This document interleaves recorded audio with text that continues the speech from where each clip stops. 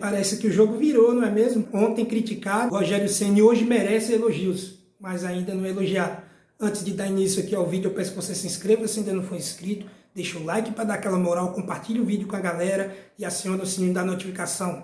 E vamos lá. Qualquer coisa que você se propõe a fazer na vida, seja o segmento que for, a área que for, sempre vai ter mais gente para criticar do que elogiar. É o que acontece, por exemplo, com Rogério Ceni, técnico do Flamengo. Quando o time estava mal, perdendo ou empatando contra times ruins e não jogando futebol tão agradável, ecoava o grito de fora Ceni. Mesmo que na maioria desses jogos a culpa maior fosse dos jogadores, como por exemplo o Gabigol cansando de perder gols contra o Fluminense, como o Pedro, que perdeu 3 gols na frente do goleiro contra o Ceará. As pessoas faziam vista grossa para os gols perdidos, para a entrega de ouro como foi o do Filipe Luís contra o Fluminense no último lance do jogo e despejavam todas as críticas para cima do Rogério Ceni. E não por coincidência, quase sempre críticas vazias, nenhuma crítica construtiva. As pessoas amam apontar o problema, apontar defeitos, mas nunca uma solução.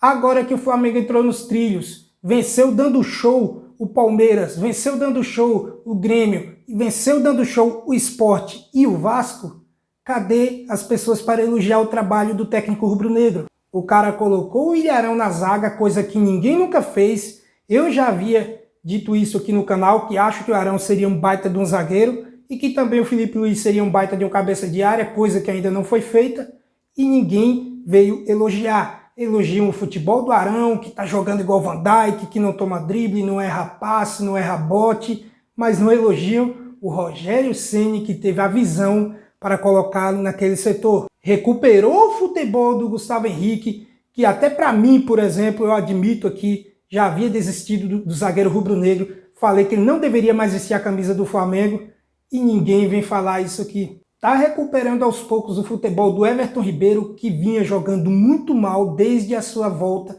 da seleção brasileira. Está recuperando aos poucos o futebol também do Filipe Luís, que estava jogando muito mal, tomando muita bola nas costas e errando passes bobos, coisas que não é de costume do lateral rubro-negro. Gabigol continua errando gols fáceis, como por exemplo ontem contra o Vasco, contra o Sport, mas graças a Deus o Flamengo não tem precisado disso. Mas se chegar em um momento em que o Flamengo perdeu um jogo crucial, que tinha o título por causa desses gols perdidos, o Gabigol, ou gol perdido do Pedro, ou algum erro na defesa ali do Filipe Luís, vão colocar a culpa toda no Rogério Ceni. Vão dizer que o Rogério Ceni teve culpa disso, culpa daquilo. Rogério Ceni que vem também recuperando o Vitinho aos poucos, ele vem insistindo nesse jogador que foi caríssimo, um dos jogadores mais caros da história do Flamengo. Se lá na frente o Vitinho der certo, o Vitinho for vendido por uma fortuna ou o Flamengo conquistar títulos graças a ele, eu duvido que essas pessoas vão vir aqui agradecer ao Ceni por ter recuperado o jogador. O mesmo se aplica ao Gustavo Henrique,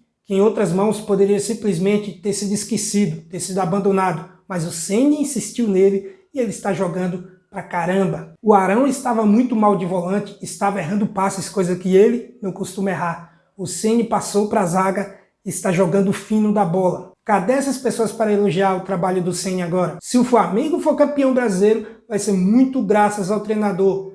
Como o São Paulo era líder graças ao Diniz, com um time fraquíssimo, e assim que voltou ao normal e que aquele time começou a apresentar o seu verdadeiro futebol e saiu da liderança, ecoou o grito de fora Diniz até que ele fosse demitido. A vida de treinador é injusto, a vida de quase todo mundo é injusta, porque você pode acertar 1000 vezes. Na primeira que você errar, você vai ser crucificado.